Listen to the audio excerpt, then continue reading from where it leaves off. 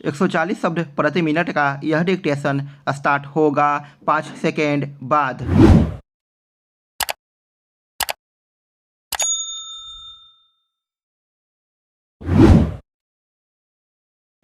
अपने नागरिकों पर आतंकी संगठन हमास के बर्बर हमले के बाद इजराइल जो जवाबी कार्रवाई कर रहा है, उसके चलते पश्चिम एशिया में तनाव बढ़ रहा है। तो इसी कारण की इस कार्रवाई के चलते गाजा में आम लोगों को भी जान गंवानी पड़ रही है। निसंदेह इजराइल को इसका अधिकार है कि वह गाजा में हमास के ठिकानों को ध्वस्त करे और उसके आतंकियों का सफाया करे, लेकिन ऐसा करते हुए उसे यह देखना होगा कि आम लोगों को जान माल का नुकसान न उठाना पड़े। इजराइल की जवाबी कार्रवाई से गाजा में जो गंभीर मानवीय संकट पैदा हो गया है, उसकी न तो इस्लामी जगत अनदेखी कर सकता है और न ही शेष विश्व।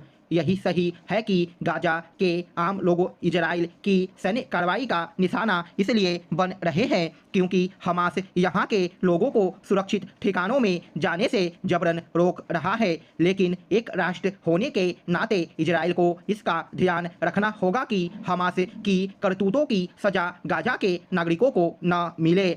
हमास के खिलाफ इजराइल की सैन्य कार्रवाई के बीच जो देश और विशेष रूप से इस्लामी देश युद्ध विराम की जो मांग कर रहे हैं, उसे अनुचित नहीं कहा जा सकता, लेकिन यह सुनिश्चित करना उनकी भी जिम्मेदारी है कि हमास बंधकों को रिहा करे। आखिर क्या कारण है कि हमास की सहायता करने और उसके नेताओं को संरक्षण देने वाले देश उस पर इसके लिए दबाव नहीं बना रहे हैं कि वह बंधकों को तत्काल छोड़े? ऐसे देशों को हमास की पैरवी करने और उसके हमले को जायज ठहराने से भी बाज आना चाहिए, क्योंकि यह आतंकी संगठन इजराइल के अस्तित्व को मिटाने पर आमादा है। कोई भी इसकी अनदेखी नहीं कर सकता कि हमास की विभत्स आतंकी हरकत के कारण ही इजराइल गाजा पर सैन्य कार्रवाई करने के लिए विवश हुआ है। हमास ने इजरायली लोगों के खिलाफ अपनी बर्बरता से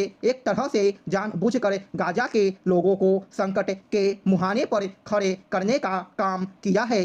यह संभव ही नहीं कि उसे इसका आभास न रहा हो कि उसकी जघन्य कार्रवाई पर इजराइल चुप होकर बैठने वाला नहीं।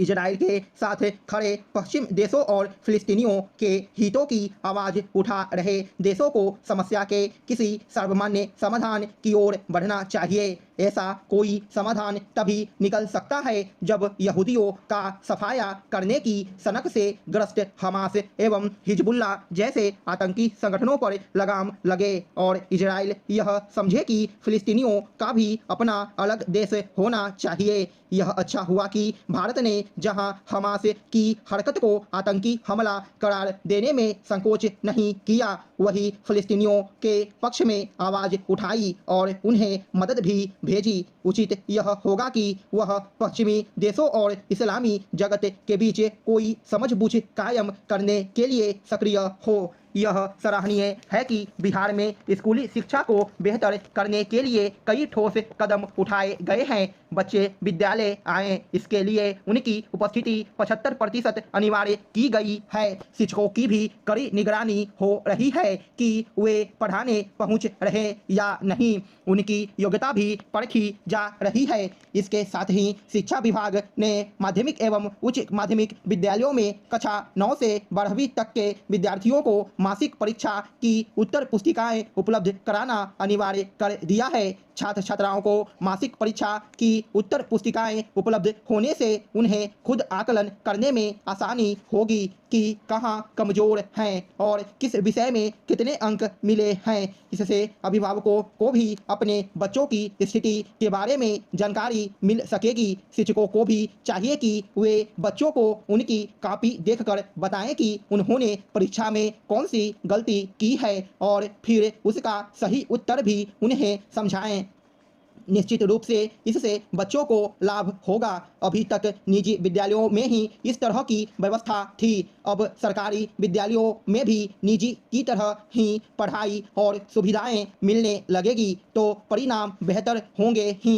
शुरू से शिक्षक की नज़र बच्चों पर रहेगी तो वार्षिक परीक्षा में उन्हें आसानी होगी। बोर्ड परीक्षा में भी इसका असर होगा और उत्तीर्ण होने वाले बच्चों की संख्या बढ़ेगी। इसके साथ ही वैसे अभिभावक भी सरकारी विद्यालयों में बच्चों को पढ़ाने के लिए प्रेरित होंगे जो यह मान बैठे हैं कि यहाँ पढ़ाई ही नहीं होती। बच्चों के साथ साथ राज्य के सरकारी प्रारंभिक माध्यमिक और उच्च माध्यमिक विद्यालयों में पढ़ाने में कमजोर शिक्षकों को भी चिन्हित करने का फैसला लिया गया है। अच्छी बात यह कि पढ़ाने में कमजोर शिक्षकों की पहचान कर उन्हें विशेष प्रशिक्षण दिया जाएगा ताकि विभागीय परीक्षा में उन्हें उत्तीर्ण होने का मौका मिल सके।